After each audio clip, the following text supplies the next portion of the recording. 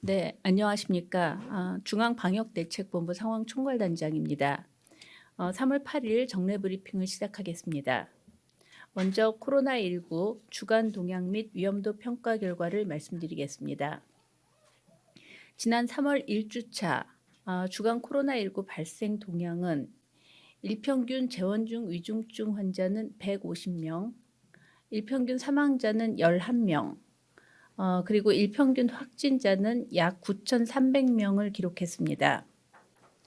코로나19 주간 위험도는 수도권 및 비수도권 모두 낮음으로 평가했습니다.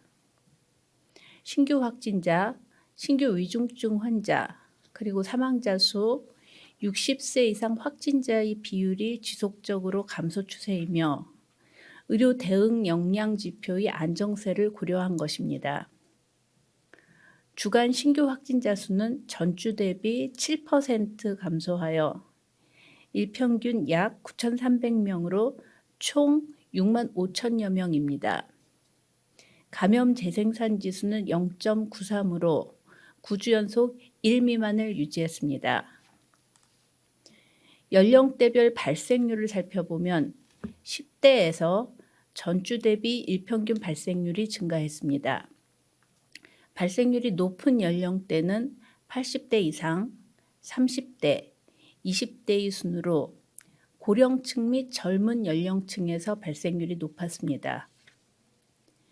일평균 재원 중 위중증 환자 수는 150명으로 전주 대비 21.1% 감소했고 일평균 사망자는 11명으로 전주 대비 16.7% 감소하였습니다. 3월 4일 기준 전 연령 누적 사망률은 인구 10만 명당 65.9명으로 누적 치명률은 0.11%입니다.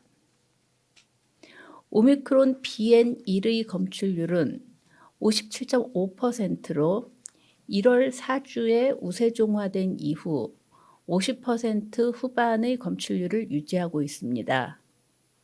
재조합 변이인 XBB.1.5는 4.8%로 확인되었으며 BA.5, BQ.1, BQ.1.1 등을 포함하는 BA.5 세부 계통은 18.7%로 확인되었습니다.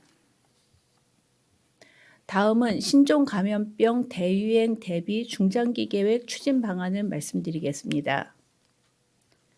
정부는 향후에 발생할 수 있는 신종 감염병 대유행 상황에 대비하기 위한 중장기 계획을 수립 중에 있습니다.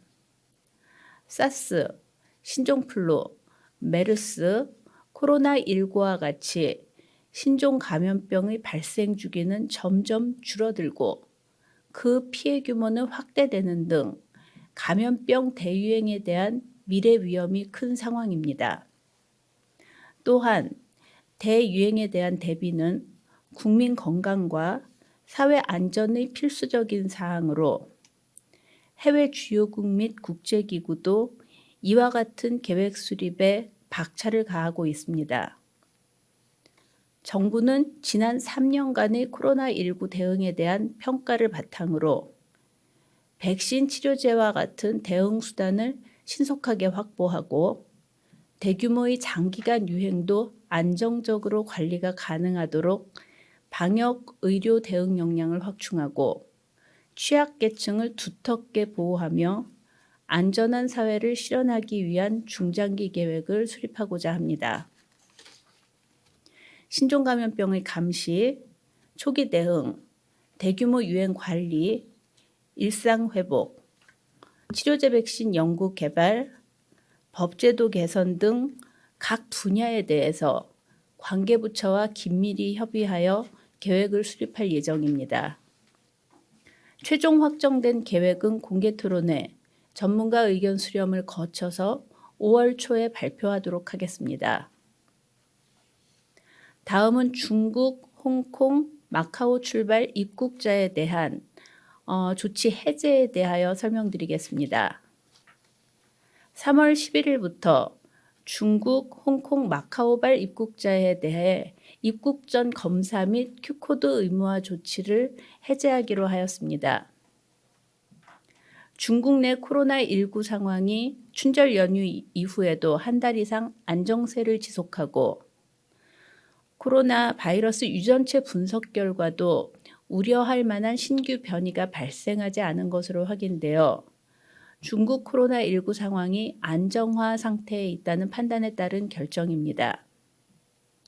2월 26일에서 28일까지 3일간의 중국발 입국자에 대한 입국 후 검사 양성률도 0.7%로 지속적으로 안정적인 상황입니다. 예, 이상입니다.